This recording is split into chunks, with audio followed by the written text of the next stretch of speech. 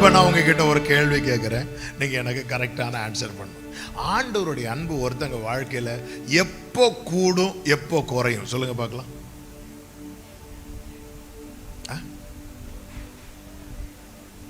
எப்போ குறையும்? எப்போ ஆண்டவருடைய அன்பு குறையும்? ஆமே ஆமே அப்படி நானே சொல்லுறேன். ஆண்டவருடைய அன்பு கூடவும் செய்யாது குறையவும் செய்யாது. இப்போ பாருங்க, இந்த ஃபேன் ஓடிட்டு இருக்கு.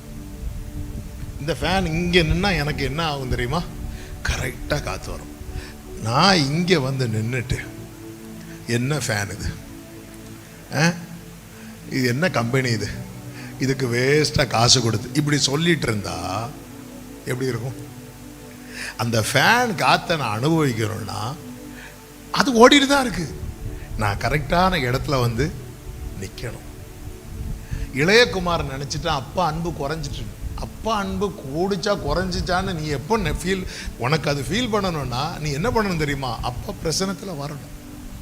அவன் வந்தபோது தான் புரிந்து கொண்டான், அவனால் தகப்பனுக்கு இத்தனை நஷ்டம் ஏற்படுத்த போதிலும் அந்த தகப்பன் ஒருபோது ஒரு செகண்டு கூட அவனை யாரா பார்க்கல தெரியுமா?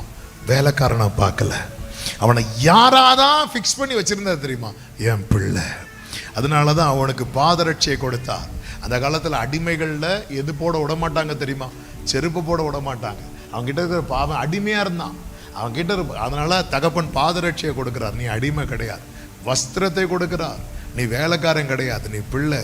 மோதிரத்தை கொடுக்கிறார், அதிகாரத்தை கொடுக்கிறார். அவன் உள்ள வந்து அந்த அது அன்பால் எல்லாம் தந்தீரே. அந்த அன்பு குறையாது, அந்த அன்புக்கு மாற்றமே கிடையாது. நம்ம விலக விலக விலக நமக்கு என்ன ஃபீல் ஆகும்? இதே போலதான், காத்தே வர மாட்டேங்குது, காத்தே இல்லை, ஆண்டவருடைய அன்பு போச்சு அப்படின்னு நினைச்சிட்டு இருக்கிறோம். நீங்க நெருங்கி வந்து பாருங்க, அந்த அன்பு மாறாத அன்பு.